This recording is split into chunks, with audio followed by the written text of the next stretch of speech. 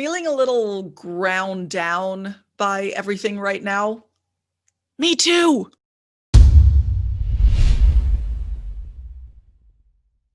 Hello, everybody. My name is Lauren Sergi. Welcome to Talk Shop, the place where we connect with experts and top thinkers from a variety of industries so we can dig into topics related to communication and leadership. After being in the thick of the pandemic for well over 10 months, many of us are feeling ground down. We're tired, we're stressed out. The grind of trying to keep up with everything without having the energy to do it has really gotten to us. And with all this, it can be hard to keep sight of our bigger goals. If this sounds familiar, then you are in the majority, my friend. But even if you are feeling absolutely worn out by it all, speaker, author, and goal-setting maestro Michelle Cederberg is here with me today to help you get back up, replenish, and multiply your energy so that you can tackle your goals head on. Michelle Cederberg is on a mission to help people find their path to success and balance.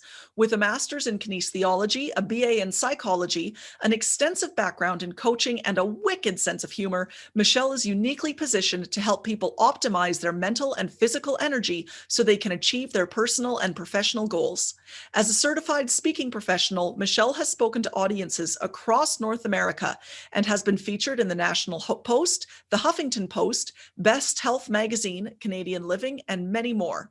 She's the author of 4 books, with her latest book, The Success Energy Equation, having just been released in the fall of 2020. And that's exactly what we're going to dive into today. Michelle Cederberg, the beautiful Michelle Cederberg, welcome to Talk Shop. And man, I am excited to have you on today because energy and success and all of those things that during a pandemic kind of feel like are just tantalizingly out of grasp, you came along and delivered the most timely book possible to help us deal with these questions.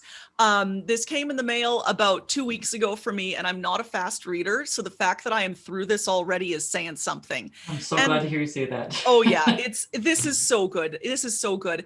Can you break down the success energy equation for us? I can, and I will say that I finished writing this in January of 2020, so it's an accidental pandemic survival guide because it hadn't blown up yet. So the universe was speaking to you. So the success energy equation was my take on how we need to bring energy into everything that we do. So it's this idea that success is all about setting clear and exciting goals, and then chasing after those goals is a function of the belief we have in ourselves regarding those goals, the discipline to do the freaking work, and all of those things raised to the power of awesome by the energy within. So success equals goals times belief and discipline raised to the power of energy. I like to the power of awesome though. Yeah. Because sometimes when you tell it's not just my energy, it's my awesome. Well, it's a good way of putting it, because the energy, people will automatically go to physical energy, but I talk about 4 different kinds of energy. Well, I'll talk about energy in a lot of different ways in the book, and all of the ways that I talk about it really do feed our awesome. Can you give us a quick overview of what those 4 kinds of energy are? Bullet points. Well, I talk about physical, mental, emotional, and cognitive energy, everything that we have in this physical body and the brilliant mind in it. It's all about how our body works to help us work better. Mm-hmm. And the ways that I talk, I have 3 different ways of boosting those areas, but I'm typically talking about those 4 different types of energy. Well, and of course they're all matched, right? Because you can have buckets of cognitive energy, but if the physical isn't there, then it's just hard to push past that wall and get the work out. And there's a lot that is weighing down on all of those buckets of energy right now. And you refer to what I like to call the stuff of modern life as 21st and a quarter century stress. I laughed out loud when I read that because I'm like, yeah, it was different 25 years ago. It was different when we didn't have these things. Well, and it was even different at the beginning of this century. So it's why I say 21st and a quarter century, because we're not quite at a quarter of this, but we are stuck in the most technologically demanding, technologically rich time in our lives. And that, the stuff of modern life, as you call it, is messing with our success. It's adding to it in many ways, but it's messing with our success. So I call 21st and quarter century stress that tech-driven FOMO fed, pervasive, unrelenting,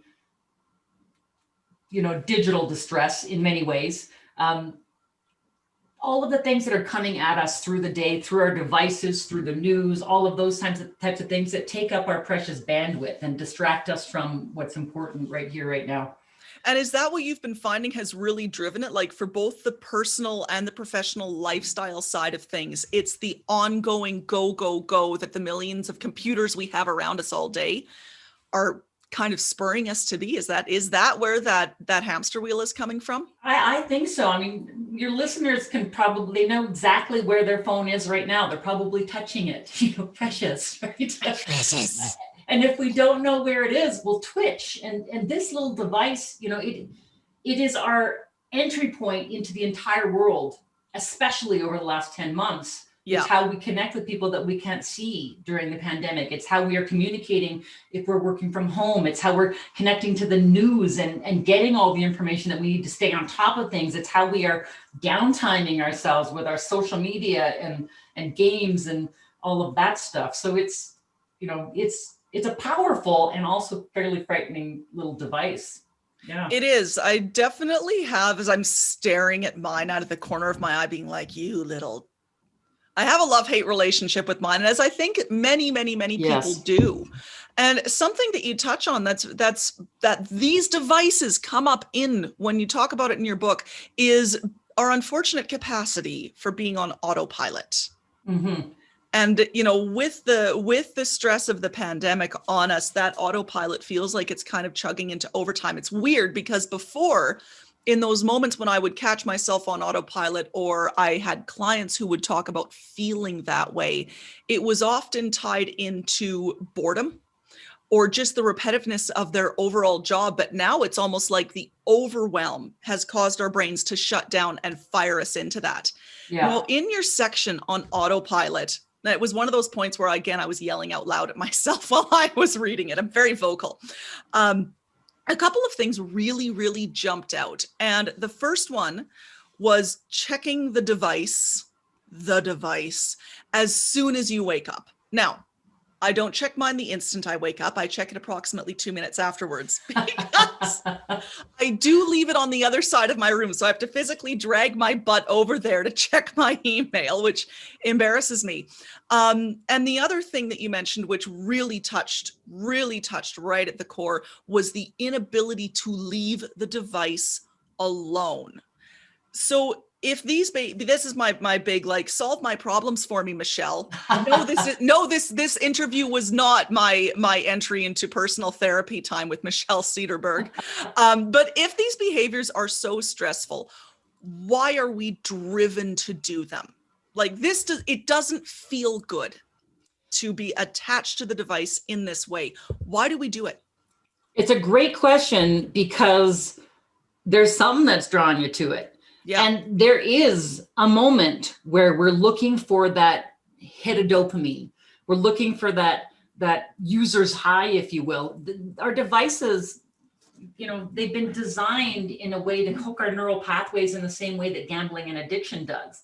And so if we're having a moment of boredom in the endless Groundhog Day that is the last 10 months, or if we're feeling overwhelmed by yet another Zoom meeting or the kids yelling through the door while you're on a call, we will often reach for these things just to have a little, let's see what's going on in the rest of the world. I'm just going to check my social media.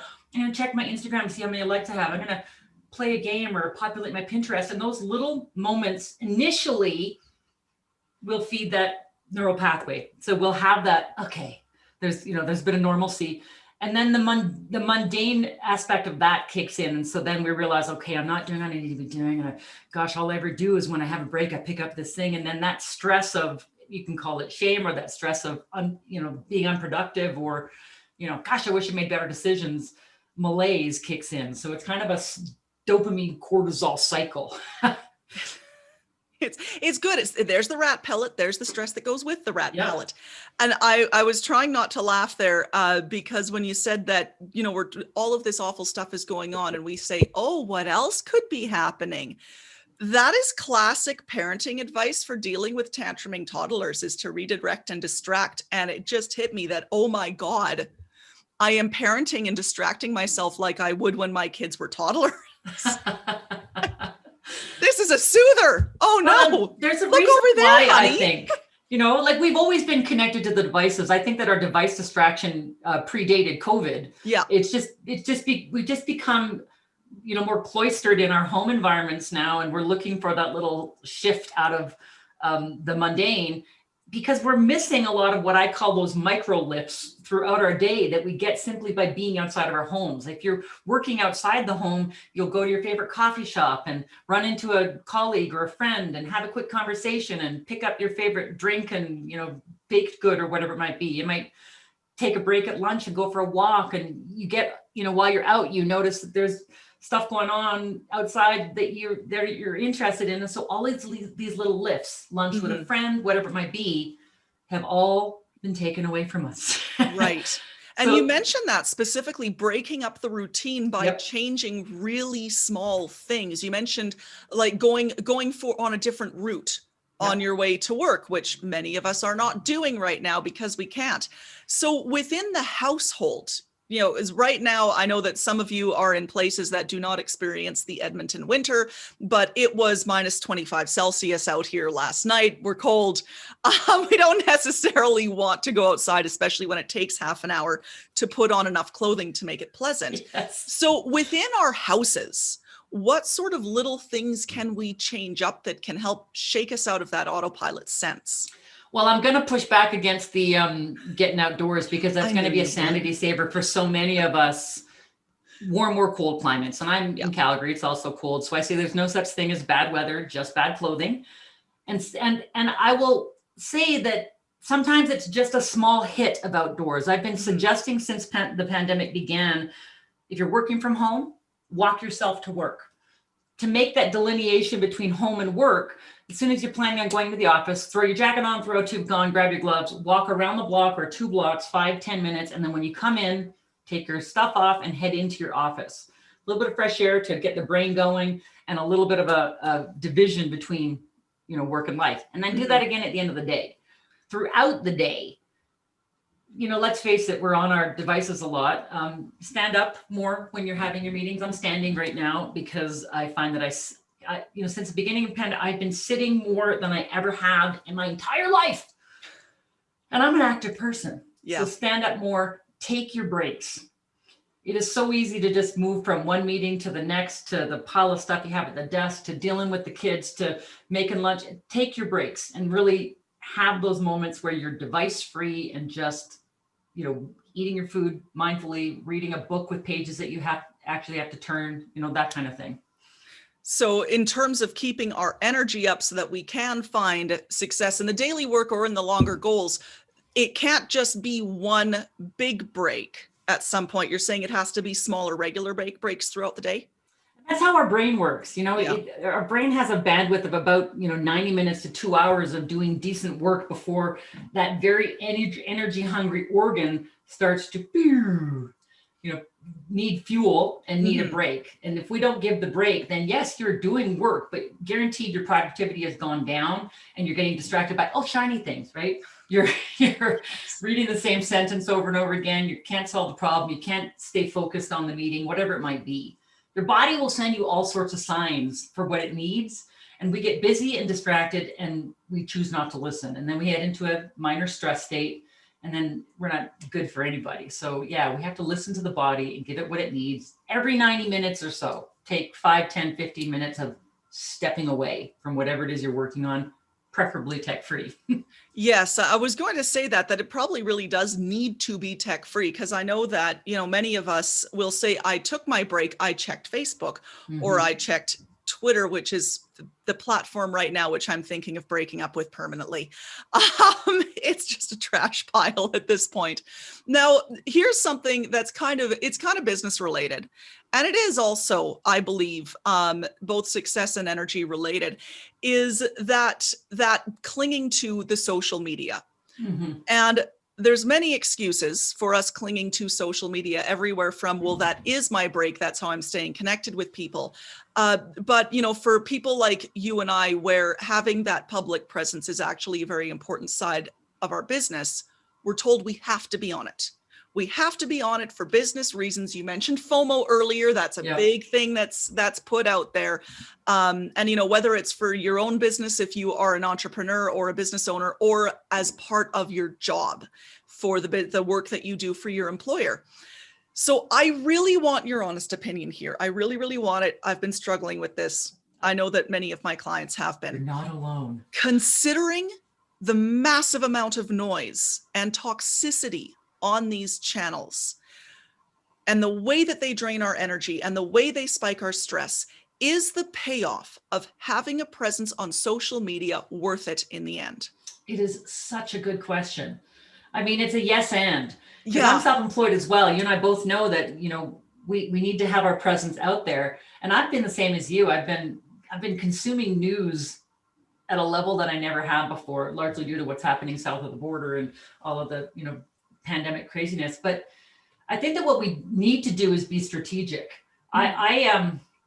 There's certain channels that if I go on them, I can feel my energy drain because I'm getting pulled into comparisonitis, or what I call the soul sucking social media comparison trap, where you're looking at your colleagues or you're looking at your friends going, wow, they're cruising through this. Look at how well they're doing. Oh, look at all the work they have. Energy drains. So I'm trying to be strategic about which platforms I spend time on. I populate my Instagram because I've got my family, my mom, my 87-year-old mom is in BC and my in-laws are in Scotland. So a lot of what I put on there so they can, kind of experience life with us. Mm-hmm. I'm trying to do a little bit less of the non-business related Facebook because that's where I find my energy drains. So being strategic for sure. I don't think we need to spend too much time every single day on it. Populate and go, but it's tough. It's tough. And if you're working in an office environment where you don't necessarily need to have the social, again, it's strategic. I'd say pick one or two that are going to drive your efforts. And for the business community, it's usually LinkedIn, right? Yeah. And pay attention to how you feel when you're on them, because if you're on a certain platform and that's, when you're feeling the stress twitches, then consider doing a detox. It's tough, but it's kind of like detoxing off of sugar. For the first day or two, you just feel like headachy and uncomfortable because your body's getting rid of the toxins. It's kind of the same when you choose to set aside that one social channel. You're going to feel kind of awkward, but initially, and then you're going to go, oh, this is all right. Yeah. Well, and that's one of the things that I really appreciate about your approach in the book, is that it is very realistic. It is very tuned in to how we actually need to operate our day-to-day lives. And there's some other, and you'll forgive me because the titles are not coming to my mind right now, but there's a number of other books out there in this area where they talk about total detoxes, total device wipes. You eliminate all of your social media. You eliminate all of your use of smartphones. You don't allow them in the house. You don't allow their kids to have them. And to a degree that feels unrealistic, but you basically say, get rid of some of it, do it strategically. Be mindful. And be mindful, monitor. And again, it goes to listening to what your body and mind need and recognizing that the technology is not going away. We have to learn to live with it in a way that's sustainable. My 87-year-old mother learned how to Zoom over the pandemic, and it's the one way she gets to connect with all her daughters and grandkids. And, it's great. So I'll do an extra Zoom meeting for that. And it's our way of connecting to the world. So we have to be very strategic. We do. We really do need to be strategic with it. Now, shifting things a little bit, because I really want to make sure that we can touch on this during this interview, is the motivation matrix. I loved this. In one chapter, Michelle brings up the motivation matrix. And when you read this book, not if, but when, you will see yourself on the motivation matrix. And this is about your intrinsic motivation being based off of how much belief you have in yourself and in the project, alongside your discipline in terms of, as you love to say, Michelle, do the freaking work. So how does the motivation matrix work? Because this is one of the most flexible things that I've ever come across in terms of pinpointing, yes, this is how I feel right now in relation to this project. That's the key, in relation to this project. Yeah. Because we can say to ourselves, God, I'm not disciplined. I'm just not doing the things I should be doing. And we can shame ourselves and should ourselves to death. But we have high discipline in our lives every single day for something. And so we need to pay attention to those things in our lives where we do have high drive, high belief in the task and ourselves and high discipline, and ask ourselves, what is different about that task than the others? So I've got 4 categories, and it's the dreamer, the driver, the seeker, and the grinder. And you think about a bit of a chart. The dreamer is somebody who's got high belief in themselves and the task, but low discipline. So they really want that thing, but they're just not doing what it takes to get it. The seeker is somebody who's got low discipline or low belief in themselves and the task and low discipline. So they're kind of sitting there going, nothing. I got nothing. I'm bored. I'm unmotivated, whatever it might be. And that can be for a task that you have to do, or simply because you're stuck. You don't know what you should be doing. The grinder is somebody who's got low belief in themselves and the task, but high discipline. They're doing despite. And there's a lot of service workers right now, like essential services, boots on the ground, working hard because they have to, putting their families at risk because they have to. Might not necessarily believe in what they're doing. And, that's an honorable group. And then the driver is the one that has high belief in themselves and high discipline for whatever it is they're doing. And that's it. That's where we all want to get to. And every single one of us will sit in each of these categories, depending on what it is that we're working on. When I was writing the book, I was high driver for getting the book done. And I was kind of in the dreamer category for getting my weekly messages done, because I was all consumed on the driver. It's like, all right, I got to get it done. But, more often than not, we're getting distracted away because we're busy on other things. Yeah. And the seeker, when we hang out there, it could be because we're, fatigued, because we're unclear about our goals, because we're working on the wrong things. So the seeker category, we don't have to be hard on ourselves. We just have to ask ourselves, why am I feeling this way? And what do I need to be working on to shape things up? Yeah.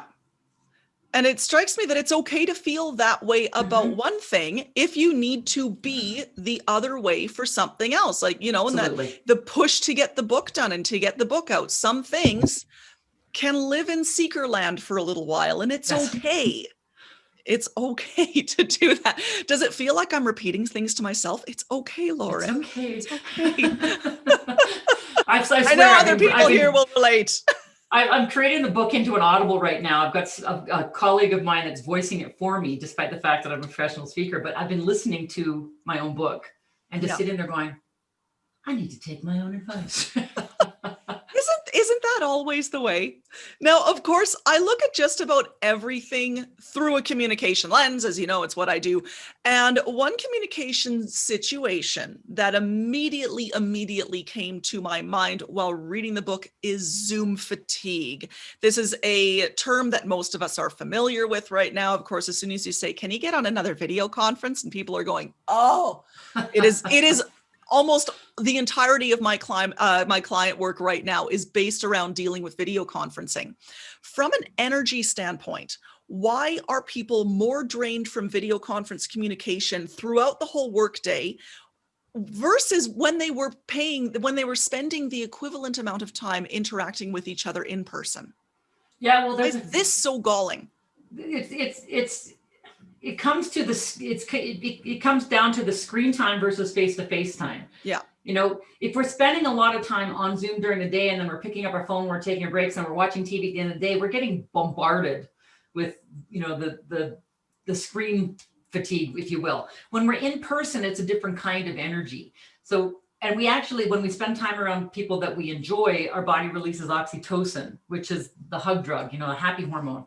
We get a little less of that when we are on Zoom calls with most people having their videos off and, it's one after the next, and we're sitting, we don't have those micro lifts I talked about earlier on our way to the meeting. We're stopping and having a quick hello to somebody or picking up a coffee and bringing it in and sitting down and enjoying it in front of people, all of those little things. So it makes it challenging for us to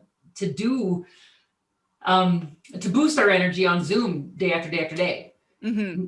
And I think that we need to be cognizant of how work from home affects that. Make sure we're I say, have your video on for the meetings. And at the beginning of the pandemic, everybody had their videos on, and then people got really tired of having to do their hair and take off their pajamas, from the extreme.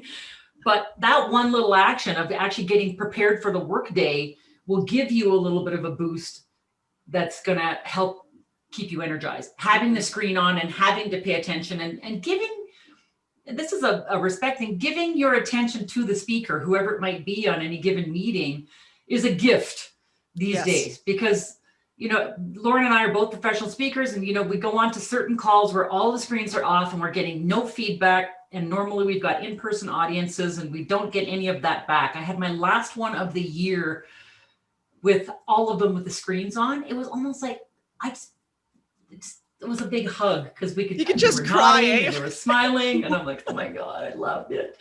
So that's what I would say. Like, be respectful of that. Get dressed, have your screen on, stand up through part of the meeting, take breaks if you need to. Well, take breaks after the meetings, but listen to this amazingly intuitive piece of machinery. Listen, be intuitive, actually pay attention to when your body and your brain is screaming for something else and something different. So just to wrap up, Michelle, knowing that the vaccine is coming, it's the only thing in the news right now. And I will be releasing this interview very shortly after we record it, so it's still pertinent. But knowing that that's coming, we can see the light at the end of the tunnel, but it's realistically, that tunnel, we won't have passed through it until late spring at the earliest for many people. And realistically, for many of us, it'll be summer to early fall. What do you think our quick wins for improving our success energy equation will be between now and then? The first thing I would say is we need to be kind and gentle with ourselves, even now, even 10 months through this, and probably especially now, because most of us thought that we'd be back to normal life by now. Yeah. And so we have this, what's the point? I would challenge that, because we're coming to the end of 2020, not necessarily look back on the year for, oh my God, what an awful year it was. You can have those rants, but also look back on what were my wins? What am I proud of? The fact that I pivoted and made this stuff keep happening, whatever it might be, write it down, and then start looking towards what's next. Mm-hmm. Just have a little bit of time with yourself and just decide, okay, how am I going to make 2021 my best year yet? Pandemic be damned. And the reason why that's powerful is because we take back control of something that feels so completely out of control. And decide, all right, you know what, I'm not going to wait until the world gets back to whatever normal is. I'm not going to wait until the new year. I'm not going to wait until the vaccine. I'm not going to wait until I go back to work, whatever it might be. What's it going to look like now?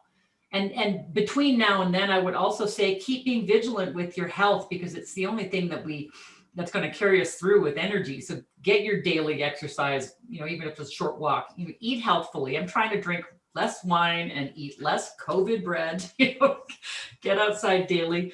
And over the holidays, I say, spend a little time with people that you love, whether it's on Zoom or, waving across the street. I don't know how we do that right now, but kind and gentle with ourselves. We can yell at each other from more than 2 meters apart. Yes, we can. We can still yell at each other from across the street very effectively. So there you have it, everyone. Be kind to yourselves and don't get trapped into, this is what I'll do when things get better, because that is a very passive approach to managing your energy, to hitting on your goals. Say, what can I do now, given the situation, but also the situation be damned. It's balancing out those two a little bit. So once again, this is an outstanding book. I'm a big fan of New Year's reads, whether or not you're a fan of New Year's resolutions.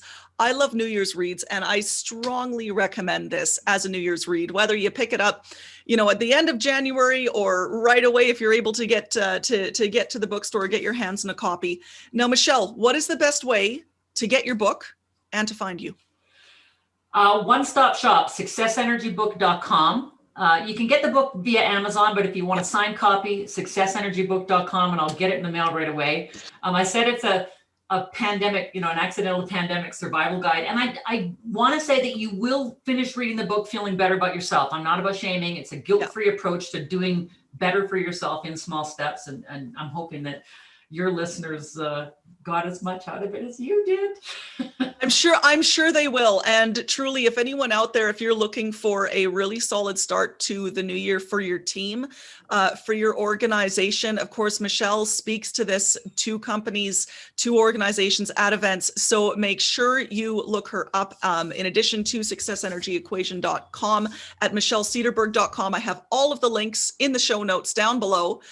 Thank you for spending this time with us, Michelle. It is valuable as always. I love your energy, and may you have more success, even more than you already do. You as well, my friend. Thank you so much for this conversation. It's been fun. And thank you everyone for tuning in. Make sure you head to laurensergi.com and sign up in the pop-up so that you can get my latest videos, articles, more interviews like this one sent straight to your inbox. Take care, everybody. Have a great day.